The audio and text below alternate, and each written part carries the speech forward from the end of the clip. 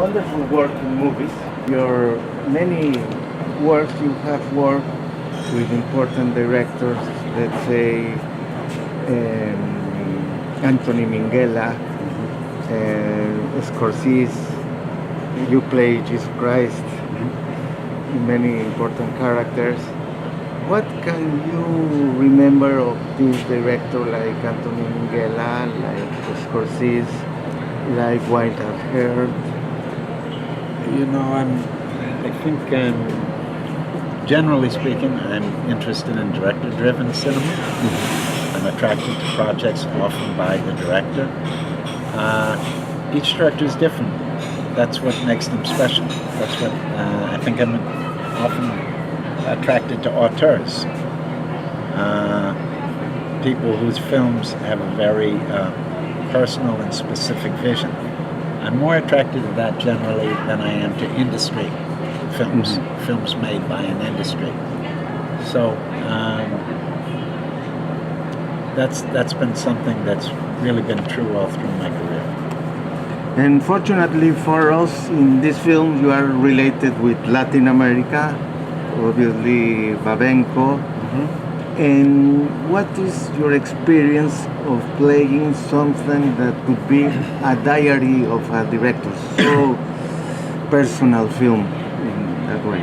Well, when Hector asked me to do this, I was I like his movies very much, and I knew him personally, and he's always been a very colorful and strong character, and a friend. So I was very excited when he asked me to do this. But of course, one of my first reservations was, listen, I'm a gringo, I was born in Wisconsin, look at me. How am I going to play an Argentinian guy, living in Sao Paulo? And that didn't go very far. He didn't care. He didn't care. He said, no, but you can be Diego better than, I don't think so literally. Yes. And of course, his consideration was partly a commercial one, that he wanted an international cast. Your performance was so well done that the people will add your attitude. You will be the character that you play. I love this idea of this personal film that Hector is making. Of course, the script was very strong, but we also made lots of adjustments as we were shooting it. And I love being the creature of a director, being the thing of a director. This is very liberating for me, because I'm very free to forget myself and to find new ways of thinking and new ways of being in the context of the film. And that's always a great gift to give an actor. And then to give them an interesting scenario, an interesting situation. This is a beautiful gift to an actor. Yes, and as you told yesterday, you have to get on a diet. So that's especially hard.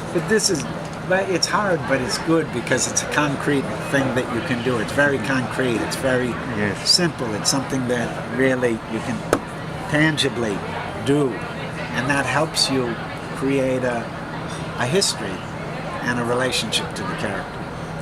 And what's your opinion of the Latin American movies, in particular in Mexico?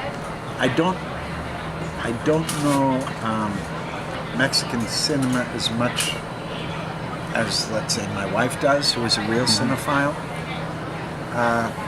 But Mexico is one place that still makes great movies.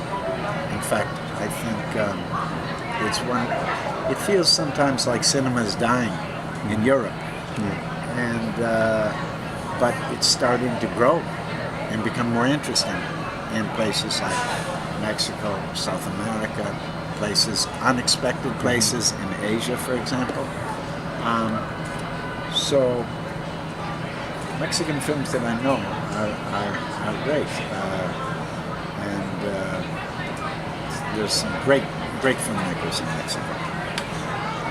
This next project that I'm going to do, for example, I'm very excited because Carlos Regadas is going to be producer on it. It's an Australian director, but the team will be Mexican. And I also just shot with a very good Mexican DP who shot Carlos's 2 last movies. I'm not the one he's working on now. Alexis Gabe.